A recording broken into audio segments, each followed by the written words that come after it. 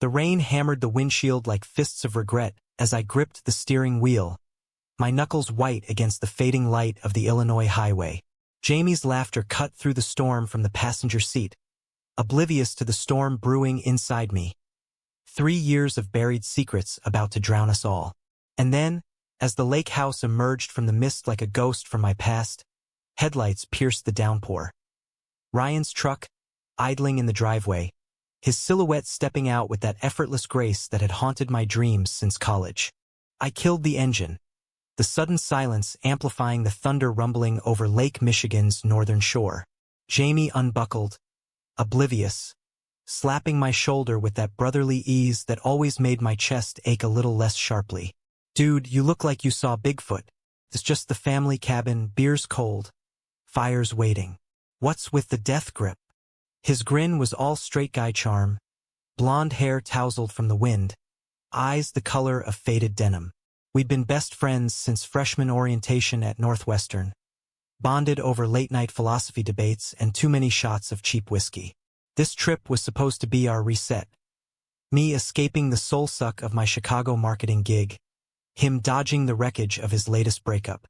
No drama, just fishing, bonfires, and the kind of quiet that heals invisible wounds. But wounds have a way of reopening when you least expect it. I forced a laugh, grabbing our duffels from the trunk as the rain soaked through my hoodie. Just the drive, man. Traffic was a nightmare. Lies came easy these days, especially the ones that kept the truth submerged. The truth being that every summer since we'd met, I'd come here with Jamie, and every time, Ryan had been the shadow in the frame. The older brother, the golden boy, the one who'd left for law school in Boston before I could muster the courage to say anything real. Ryan, with his dark hair that fell just so, his voice like gravel over silk, the way he'd ruffle my hair and call me kid, even though I was only 3 years younger. Kid. As if I hadn't spent nights replaying the brush of his hand on my shoulder, wondering what it would feel like if he never let go. We dashed up the creaky porch steps, the screen door banging behind us like an accusation. The cabin smelled of pine and neglect, damp wood, faint mothballs from the linen closet, the ghost of last summer's esmores. Jamie flicked on the lights, revealing the familiar chaos. Plaid couch sagging under deer antler lamps, a stone fireplace stacked with birch logs, kitchen counters cluttered with faded mugs from state fairs we'd never attended. "Home sweet home," he declared, cracking open the fridge. "First beer's on me. You want the usual spot by the window." Before I could answer, footsteps thudded from the hallway, deliberate, unhurried. Ryan emerged from the shadows of the back bedroom, towel slung low on his hips, water dripping from his chest like he'd just stepped out of the world's most unfair shower scene.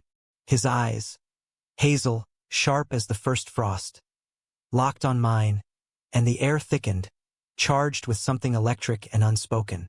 "Alex," he said, voice low and warm, like he'd been waiting for this exact collision. "Didn't know you were coming up this weekend." "Jamie, you smuggling strays again." Jamie snorted, tossing Ryan a beer. "Alex's family, bro. And yeah, surprise road trip. Thought we'd beat the storm. But..." He trailed off, gesturing at the windows where rain lashed like it had a grudge. Ryan caught the can mid-air, his abs flexing in a way that was criminal, and twisted it open with a hiss that echoed my pulse. He was broader than I remembered, shoulders filled out from whatever gym ritual kept Boston's elite in line, but the scar on his jaw, from a dumb skateboarding wipeout in high school, was the same, a thin white reminder of the kid he'd been. "Family?" Ryan echoed, his gaze sliding back to me, lingering just a beat too long. Or was that my imagination, starved for scraps? He pulled on a faded Badgers tee, the fabric clinging damply, and clapped Jamie on the back. "Good to see you, man. It's been, 6 months? Dad's been asking about you." Their hug was quick, rough, the kind brothers do to say what words can't. Jamie's family had fractured after their mom bailed for a yoga retreat in Sedona that never ended, leaving their dad to rattle around this cabin like a pinball. Ryan, the fixer, had stepped up. Jamie, the dreamer, had bolted for the city lights.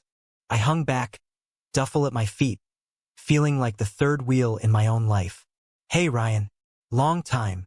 My voice came out steadier than I felt, but inside it was a landslide, every what if from the past 3 years crashing down.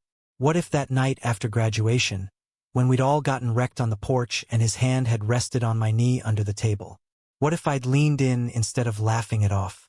But Ryan had a girlfriend then, some poli-sci major with a trust fund, and I'd had my own closet, bolted shut with denial and bad decisions.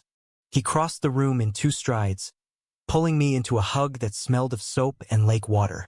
His arms were solid, unyielding, and for a split second, I let myself melt into it, my cheek against his shoulder, heart hammering like a fugitive. "Missed you, kid," he murmured, close enough that his breath stirred my hair. Then he pulled back, eyes searching mine with that intensity that always left me unmoored. "You look good. Chicago treating you right?" "Yeah." I lied again because admitting the truth, that I was unraveling, that every grinder swipe felt like a betrayal of this exact ache, would shatter the fragile peace. Jamie was already rummaging for chips, oblivious to the undercurrent pulling at my feet. Ryan held my gaze a moment longer, something flickering there. Curiosity? Pity? Then he turned away, grabbing a stool at the counter. "So what's the plan? Cards? Fire pit? Or are we pretending to fish at dawn like Dad used to drag us?" The evening unfolded like a well-worn script, but every line felt improvised, laced with subtext only I could hear. We grilled burgers on the porch, rain forcing us inside to the electric coil that sparked and smoked like my nerves, passing a 6-pack around stories of old glories. Jamie regaled us with tales of his barista gig turning into a podcast obsession, his laugh booming as he mimicked a drunk customer demanding oat milk lattes at midnight. Ryan leaned against the counter, nursing his beer, chiming in with dry wit about depositions gone wrong, the kind of lawyer humor that masked the exhaustion in his eyes. One guy swore on the Bible he'd never touched the ledger. Then his phone buzzed with a Venmo alert for hush money. Boom. Perjury. I laughed along, but my eyes kept drifting to Ryan. The way his fingers traced the bottle's label, peeling it slow like he was unwrapping a secret. When he caught me once, he winked, and my stomach flipped like a bass on the line. God, I was pathetic. Jamie, sensing nothing, slapped down a deck of cards. Poker, losers. Stakes. Losers on dish duty till Sunday. We played till the fire crackled low, shadows dancing on the log walls like accusations. Jamie folded early, claiming a headache from the altitude, though at 900 feet above sea level, it was more likely the 3rd beer. He stumbled off to the loft, yelling down, "Don't stay up too late plotting world domination, you too." The stairs creaked under his weight, leaving Ryan and me in the hush, the embers popping like distant gunfire. "You gonna call it?" Ryan asked, stacking the cards with hands that knew precision. His voice had dropped an octave, the room shrinking around us. I shook my head, poking at the fire with the iron poker, sparks flying up like fleeting hopes. "Nah, storms got me wired." Truth was, solitude with him was a drug, dangerous, addictive. He nodded, settling deeper into the couch, legs stretched out, bare feet brushing the rug. The silence stretched, comfortable yet taut, filled with the rain's relentless tattoo. "So," he said finally, eyes on the flames, "you seeing anyone?" Jamie mentioned something about a guy last spring. My throat tightened. Jamie, the unwitting traitor, spilling my half-confessions over bro calls. "Nah." Ended messy. The usual. I kept it vague because detailing the ghosting, the late-night texts that went unanswered, felt too raw under his scrutiny. Ryan hummed, low in his throat. "Sucks. You deserve better, Alex." He turned then, full face to me, and the firelight carved his features sharp, jaw set, eyes soft with something I couldn't name. "Always have." The words hung there, heavy as the humid air. I swallowed, heart thudding. "Yeah? And you?" Still conquering Boston one courtroom at a time. He chuckled, but it didn't reach his eyes. "Something like that. Fiancé's keeping me grounded. Sarah. You remember her from the wedding last year?" His voice steadied on her name, but his fingers tightened on the bottle, knuckles paling. "Fiancé." The word landed like a gut punch, stealing my breath. Of course. Ryan Kane, the untouchable, locking it down with the girl who'd eyed me suspiciously at Jamie's wedding, as if she could sense the fracture lines in my facade. Congrats, I managed, forcing a smile that tasted like ash. That's huge. When's the big day? Fall, maybe, if we don't kill each other first. He set the beer down, running a hand through his damp hair. Long distance is a bitch. She's in DC now, lobbying gig. But hey, that's life, right? You build what you can. Build what you can. The phrase echoed, a eulogy for the roads not taken. I nodded, staring into the fire until my eyes watered. Not from smoke, but from the burn of it all. The storm outside raged on, mirroring the one clawing at my ribs. Ryan stood then, stretching with a yawn that pulled his shirt taut. Get some sleep, kid. Dawn patrol for base weights for no man. He clapped my shoulder, innocent, fraternal, and headed for the guest room, leaving me alone with the dying embers and a heart full of what-ifs. I banked the fire, the routine grounding me as I climbed the stairs to the loft Jamie and I shared. He was snoring already, sprawled like a starfish, the quilt kicked to the floor. I lay there in the dark, listening to the rain, replaying Ryan's touch, his words, the fiancé-shaped wall between us. Sleep came fitful, dreams tangled with lake water and hazel eyes, pulling me under like a riptide. Morning broke gray and sodden, the kind of Midwest dawn that promises mercy but delivers mud. I woke to the smell of coffee percolating. Strong, black, the way the Canes took it, and Jamie's voice drifting up from the kitchen, teasing Ryan about his fancy lawyer ties, choking the life out of him. I pulled on jeans and a flannel, the cabin's chill seeping into my bones, and padded down the stairs. Ryan was at the stove, flipping eggs with a spatula, his back to me, broad, steady, the kind of presence that anchored a room. Jamie sat at the table, scrolling his phone, chuckling at some meme. Morning sunshine, Jamie called. Ryan's on chef duty. Figured we'd earn it with a hike after, shake off the cobwebs. Sounds good, I said, sliding into a chair. Ryan glanced over his shoulder, a half-smile tugging his lips. Sleep okay? Loft get too drafty. Fine, liar. I tossed till 3, haunted by the ghost of his hug. He plated the eggs, scrambled with cheese and herbs from the windowsill pots, and we ate in companionable quiet, the clink of forks the only soundtrack. Outside, the rain had eased to a drizzle, mist curling off the lake like cigarette smoke. The view from the big window was postcard perfect. Birch trees silvered with wet, the water a flat slate under low clouds, a lone loon calling from the reeds. After breakfast, Jamie dragged us out for that hike, boots squelching on the trail that wound through the state park. It was the old path, the one their dad had blazed with a chainsaw back when gas was cheap and summers endless. Ferns brushed our calves, the air thick with earth and pine sap. Jamie led, pontificating about his latest conspiracy theory on big tech, while Ryan and I trailed, our steps sinking without effort. You ever think about staying? Ryan asked suddenly, voice pitched low so Jamie wouldn't hear. We were at the crest, the lake sprawling below like a secret. Chicago's got its hooks in you, but this, he gestured, arm sweeping the vista. This is roots. I leaned against a boulder, moss cool under my palms. Roots are overrated. They trip you up when you try to run. It was half joke, half confession. My own family a splintered thing. Dad gone to cancer when I was 12. Mom remarried to a guy who thought feelings were for Hallmark cards. Ryan's laugh was soft, rueful, fair. But running gets old.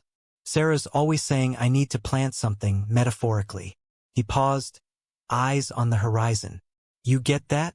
The urge to build. My chest tightened. Yeah, I get it. More than you know. The trail dipped then, Jamie calling back about spotting a deer, and the moment fractured. But it lingered, that thread between us, pulling taut with every shared glance. The day blurred into a rhythm. Lunch of PB and JS on the dock, rain pattering the water.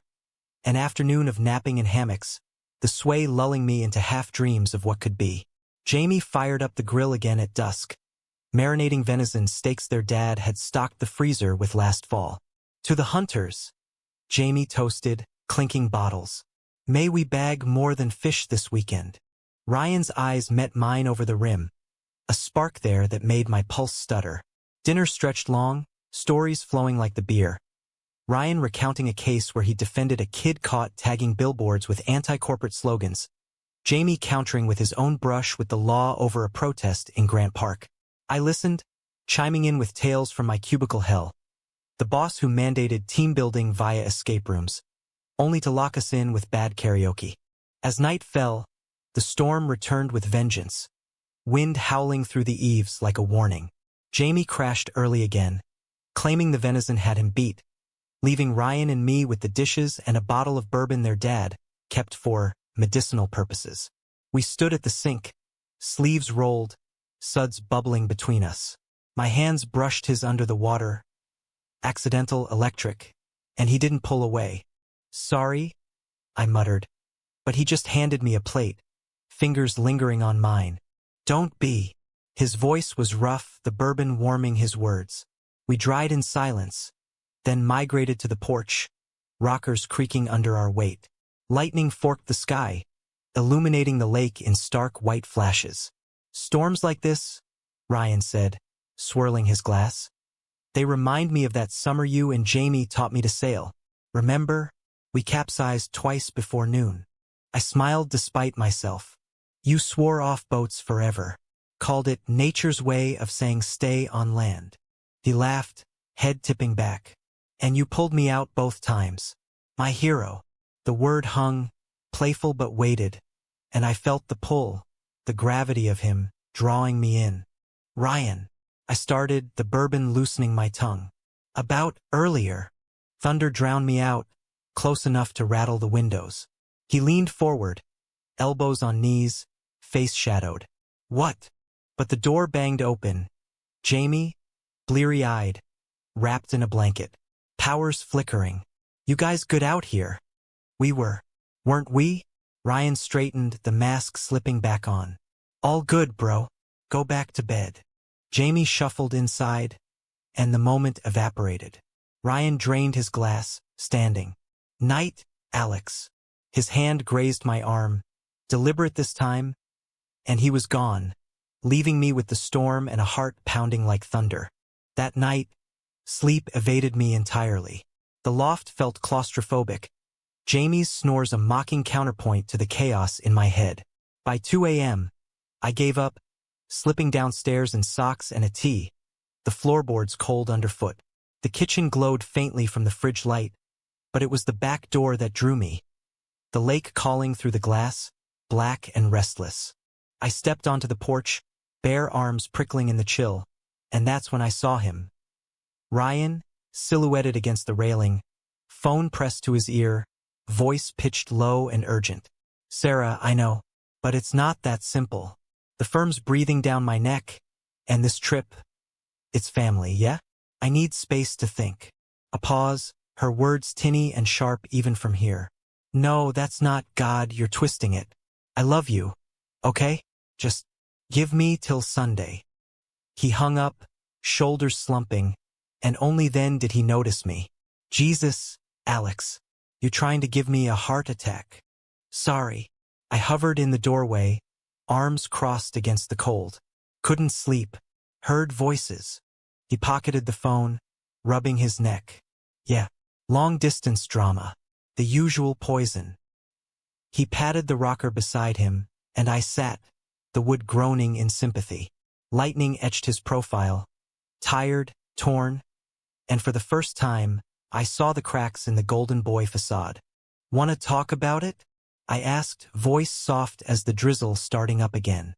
He exhaled, long and slow. "She's great, you know? Smart, driven, checks all the boxes. But lately," he trailed off, staring at the lake. "It feels like I'm acting a part, like I'm building someone else's life." My breath caught. Then why? Comfort, maybe. Fear. His eyes met mine, raw in the flash of light. Of what comes after. Of admitting you're wrong about everything. The air between us hummed, charged heavier than the storm. I wanted to reach out, to bridge the gap with words I'd rehearsed in mirrors 1,000 times. I love you. I've always.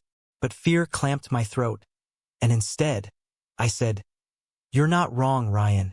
You're just human." He smiled then, faint but real, and leaned closer. Close enough that I could smell the bourbon on his breath, the clean scent of him. "Thanks, kid. Means something, hearing that from you." His hand found mine on the armrest, thumb brushing my knuckles in a gesture so tentative, so loaded, that time stuttered. We sat like that through the night's fury, hands linked in the dark, the world narrowing to the press of skin and the promise of dawn. When the rain finally slackened, he squeezed once and stood. "Get some rest. We've got all weekend." All weekend. The words echoed as I climbed back to the loft, body thrumming, mind a whirlwind. Jamie stirred as I slid under the quilt, mumbling something about bears. I lay awake till sunrise, replaying the touch, the almosts, wondering if I just imagined the shift, or if the lake house, with its ghosts and gales, was finally conjuring the truth we'd both been running from.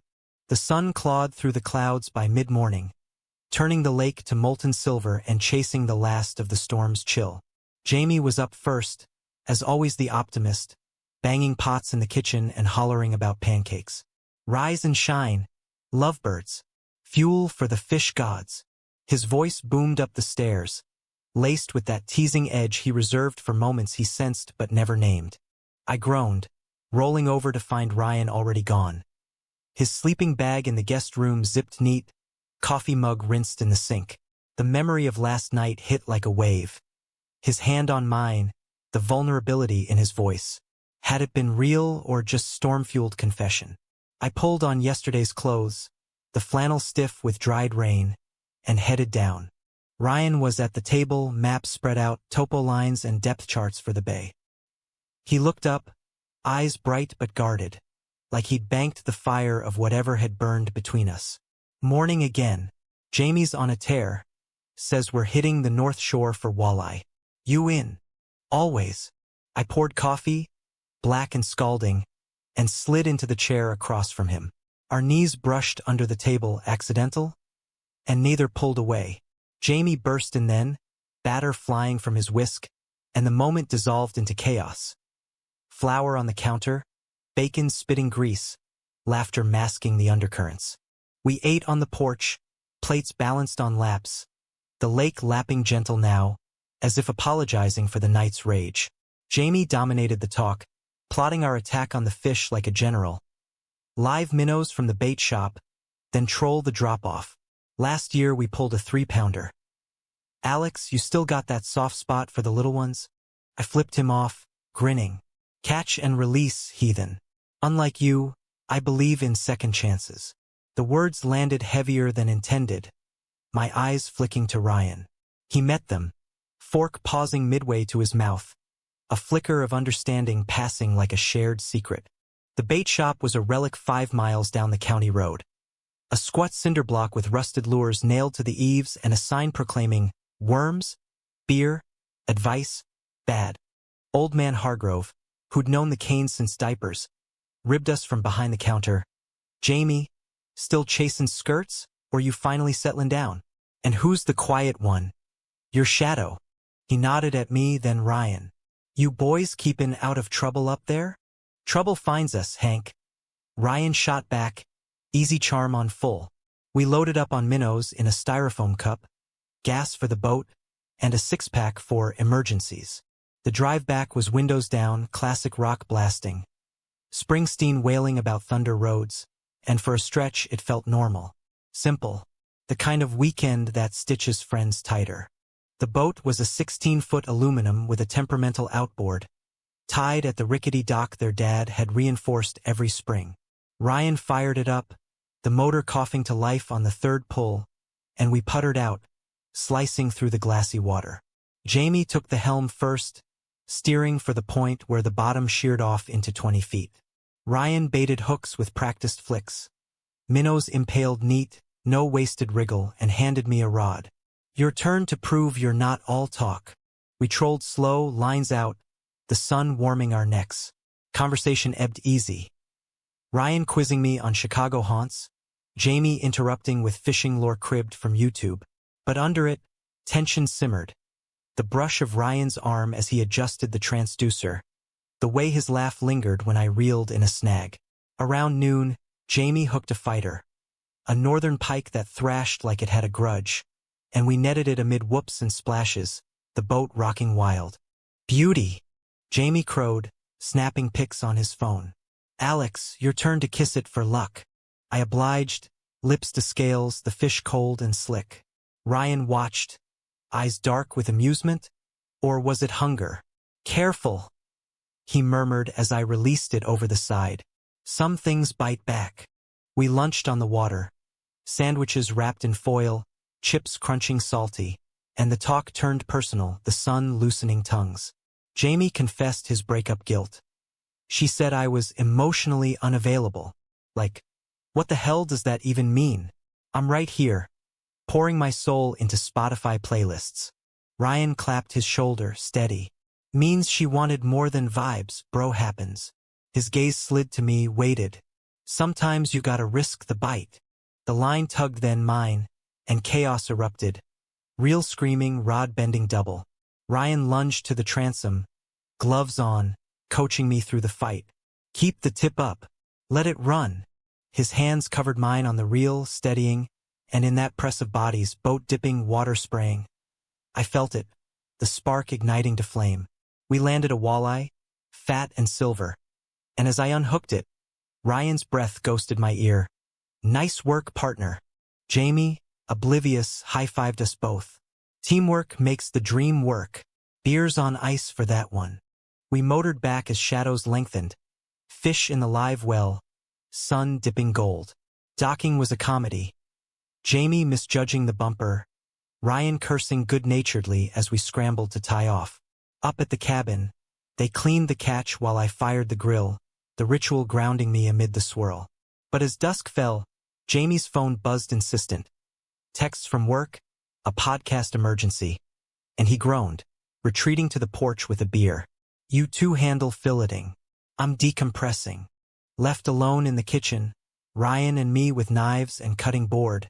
The air thickened again. He sectioned the pike with surgical precision, sinew parting clean. He's always been the escapist, Ryan said, nodding toward the door. Runs from the hard stuff. You, though, you stick. My knife slipped, nicking the board. Not always. Sometimes sticking hurts more. He set his blade down, turning to face me. The window framed him against the twilight lake. Face half-lit, expression unreadable. Last night, he started, voice low. That wasn't nothing, was it? Heart slamming, I met his eyes. No, it wasn't. The admission hung, fragile as the filleted fish gleaming pink on the board. He stepped closer. Too close for brothers in arms, not close enough for what I craved. Sarah called again today, while you were in the shower. Wants to talk rings, timelines. His jaw ticked, conflict etching lines. But sitting here with you, feels like I'm waking up. The knife clattered from my hand. Ryan. The door swung open, Jamie bursting in with empty bottle. Whoa, deep cuts in here. Save some drama for the fire pit. He grabbed a fillet, oblivious, and the bubble burst. We grilled under stars pricking the velvet sky. Potatoes foil wrapped in coals. The fish flaky and perfect. Talk flowed light. Ghost stories from boyhood summers. The time their dad hooked a muskie that snapped the line and haunted their dreams. But my laughs felt forced. Every glance at Ryan a theft. Every brush of his boot under the Adirondack a jolt. Later, around the fire, flames leaping orange, sparks ascending like prayers. Jamie pulled out his guitar, an old acoustic scarred from barroom battles. He strummed Dylan covers, voice gravelly sweet, and Ryan joined in harmony, their voices blending like they'd never been apart. I sat across, nursing a s'more, the chocolate melting sticky on my fingers, watching Ryan's profile gilded by firelight. When Jamie tailed off on Don't Think Twice, yawning wide, he handed off the sixth string. Your turn, Alex. Serenade us. I demurred, but Ryan pressed it into my hands. Come on. One song. His fingers brushed mine, lingering, and I caved, picking out the chords to Wonderwall. Cheesy? Sure, but the lyrics fit like a glove. Today is going to be the day that they're going to throw it back to you.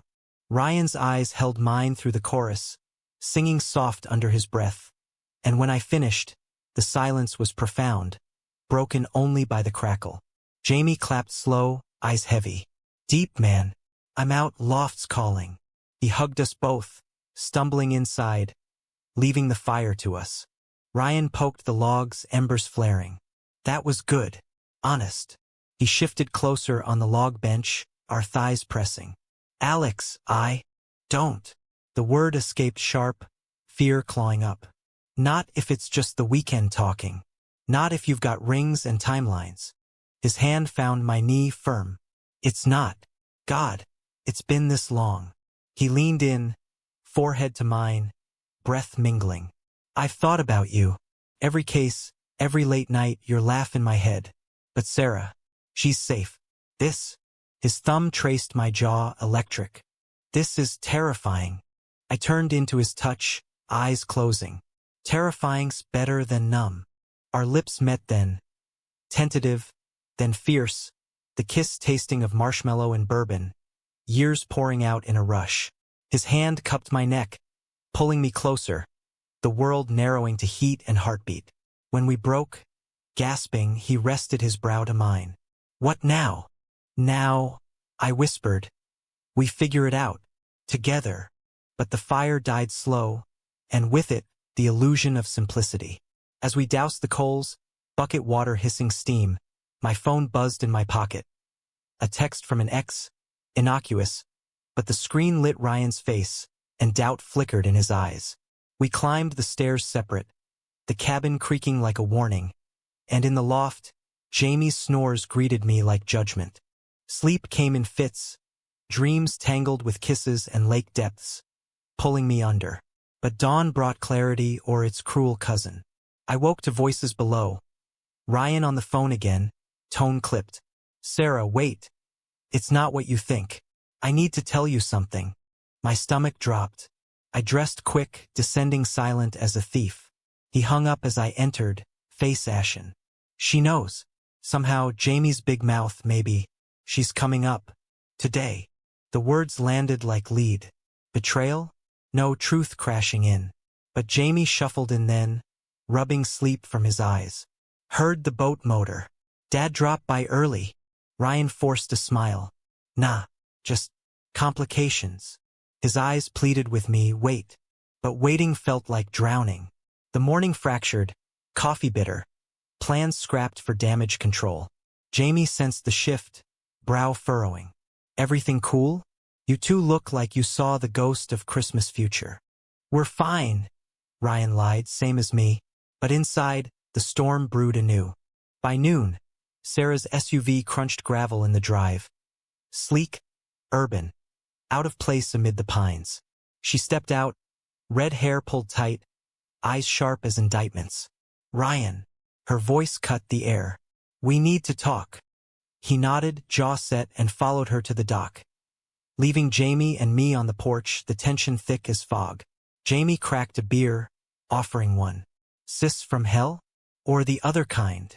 Fiancé? I said, voice flat. Long story. He hummed, sympathetic. Ryan's always been the night. But nights fall, man. Hard. From the dock, voices rose. Sarah's shrill. Ryan's measured. Then breaking. Been lying to myself. To you, Alex, he's... The wind stole the rest, but my blood ran cold. Jamie's head snapped up, eyes wide. What the fuck? The betrayal hit then. Not Ryan's, but the fragility of secrets in small spaces. Sarah stormed back, tires spinning mud as she fled. Ryan stood alone at the water's edge, shoulders bowed. Jamie rounded on me. You knew? All this time, my brother? Dude, what the hell? It's not. But words failed, the hook set deep. Ryan approached slow, face wrecked. Jamie, listen. No. Jamie's voice cracked, betrayal raw. You dragged this bomb up here, exploded on family weekend? And you... He jabbed at me. My best friend. Playing sides? He grabbed his keys, storming to his truck. I'm out. Figure your shit. Engine roared, taillights vanishing down the drive. Silence fell, heavy as judgment. Ryan sank to the steps, head in hands. I didn't mean. God. Alex, I fucked it all. I sat beside him, hand on his back. Solid, trembling. Not all. Not us. He looked up, eyes red-rimmed. Us? After that. After that, I said, fierce. We build. Terrifying and all. The lake whispered agreement, waves lapping gentle. But building from ruins takes time. Time for apologies. For Jamie's voicemails turning from rage to reluctant olive branches. Time for Ryan to quit the firm, chase public defense in Chicago. Time for me to come out clean, no more shadows. Months later, under city lights, we stood on a different porch mine, overlooking the Loop's hum. Jamie there too, beer in hand, grin crooked. To second chances, he toasted, clinking our glasses. Ryan's arm around my waist, solid now, no more almost. The storm had passed, leaving roots deeper, stronger. Human after all.